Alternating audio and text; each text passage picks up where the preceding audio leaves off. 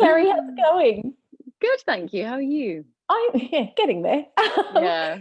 It's one of those. But anyway, let's talk about The Dig, because you've said that when you read the script and there was a line that really stood out to you, and it surprised me. The line was, "It's a ship, Robert." Yeah. Why is that the line that moved you the most?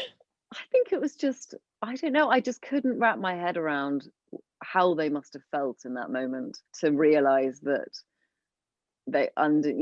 buried in the earth for hundreds and hundreds of years was a huge, massive ship. And I think, it's always exciting when you find something. I think when you sort of find a lost earring, or you find something, or a sort of diary that you haven't read in a million years, and you sort of think, gosh, that's who I was. That's captured a bit of my life. I think for them to have discovered a bit of our collective history must have just felt, I don't know, the sense of wonder around that. I love films that kind of exhibit a real sense of wonder, and I felt like that's what the film does in a way. What's the biggest discovery you've ever made besides that £5 that you find in your pocket and you're thrilled about?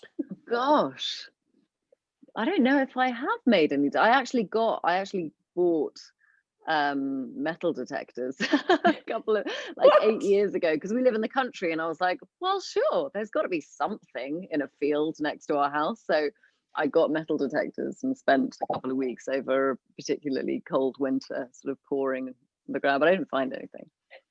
The last time I spoke to you, actually, yourself and Emerald were my last in-person interview in London for A Promising Young Woman. Like that, that junket, that movie, it's still with me. And I'm thinking, I was excited for it to get to the big screen, and almost a year later, it's not there. How does it feel for you when it's not just a movie, but a movie that's that important and powerful still hasn't hit the big screen? And then there's all this Oscar buzz as well.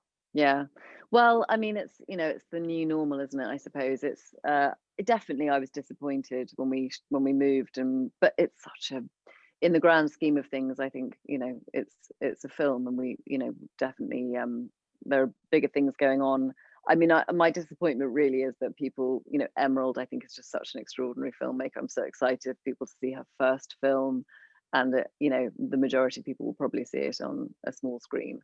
But I think it's also, maybe more people will see it because it's going to be, it'll be on streaming, and people will be able to,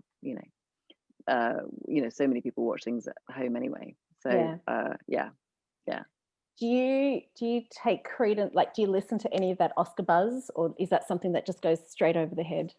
It kind of comes into the head, whirls around a bit, and then I kind of go, no thanks.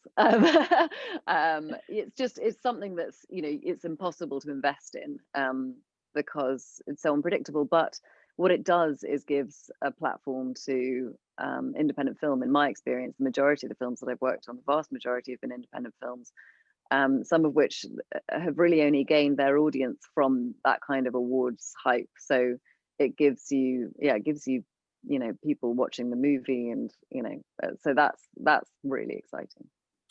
In this, I love the relationship that Basil and Edith have, and when they come to the mound, he actually says to her, why this one? And she says, I have a feeling. And he turns to her and goes, no, you need to base it on evidence.